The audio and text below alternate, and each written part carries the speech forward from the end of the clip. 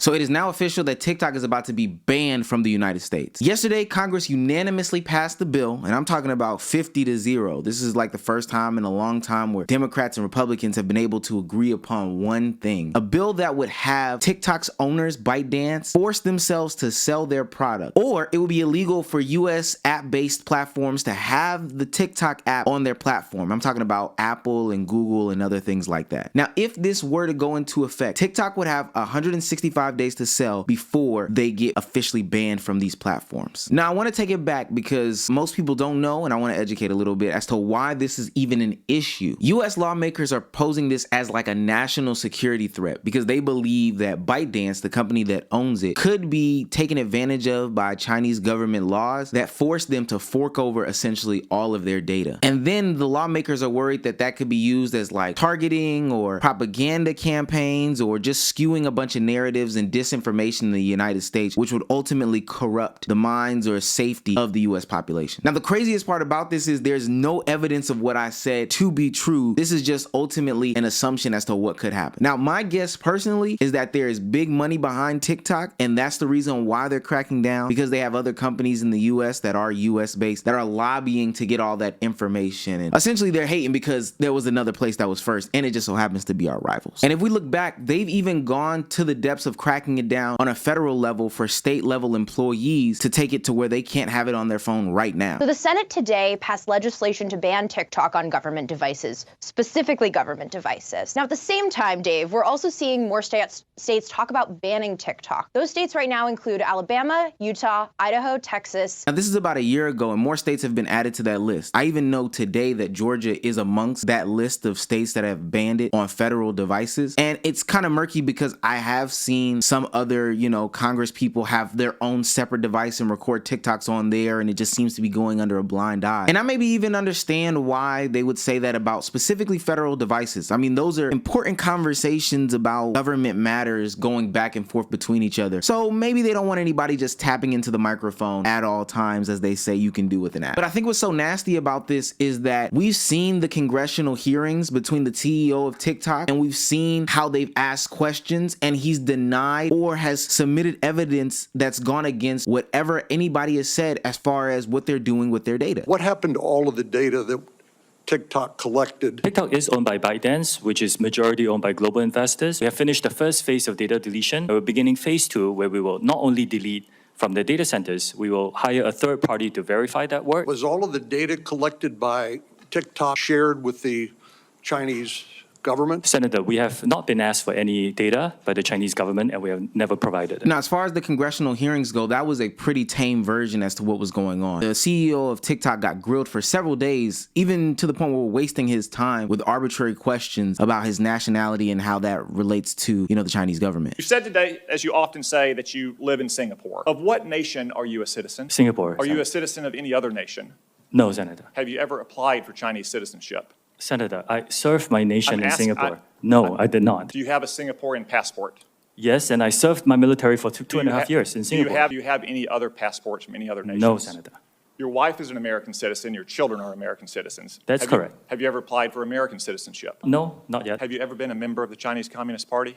Senator, I'm Singaporean. No. What you're saying to me, in my opinion, is just total propaganda pushing, as if TikTok is some sort of bad and evil giant. Now, we've seen the American government do this time and time again with other entities. I won't get too much into them, but just look up some of the stuff that happened in the 60s with the FBI and people over in Russia. It's actually been kind of disgusting to see the way that the American government has not only treated the CEO of TikTok, but painted this narrative about TikTok and all the bad it's done and all the bad that it can do for the American people as far as safety goes. And you would like to think that the American people would have some sort of voice in this matter. When you enter the TikTok app yesterday, you were able to see this right here where you could enter in your zip code, hit call now, and it would give you the representative's phone numbers that you can tell them that, hey, I would like TikTok to not be shut down. Ultimately, those efforts became futile because after a while, this whole thing went black. The representatives even said that they shut off their phone lines of communication from the American public to them. And that's crazy to me. That's crazy because what kind of place do we live in that we can call democracy where you can easily shut off access from your supposed representatives about a decision that they're making that could affect affect a lot of people's lives. Right now, TikTok has 1 billion monthly users. And if we look at just US statistics, TikTok recently passed 150 million, which is nearly half of the US population. Americans 18 and over spend about 60 minutes a day, an hour, on TikTok. And it is said that users 18 to 34, about 56% of them all use TikTok. I say all those numbers to say that it is quite clear that TikTok has become a staple in American culture. Not just because they have the American public wrapped around its finger with its funny internet trends, easily shareable videos, memeable moments, and just a way to unplug your brain, but because there's a whole generation of people who have decided that this is their way that they are going to learn. This is their way of getting news. This is what they've decided their CNN, their sports entertainment, this is where they've decided culturally and collectively they are going to get their information. They've decided that they're no longer going to sit through hours upon hours or minutes upon minutes of YouTube videos to understand how to change a tire. We're going to allow 50 to 60,000 people to make videos on how they change a tire, and we're going to be able to digest that in 30 minutes. So this to me is almost as if the American government says, hey, we're going to get rid of the encyclopedias for people. We're going to get rid of some of the credible sources, because TikTok does have credible sources for people to gain information. I think another thing that makes this so nasty is because in a day where, you know, wages haven't increased, but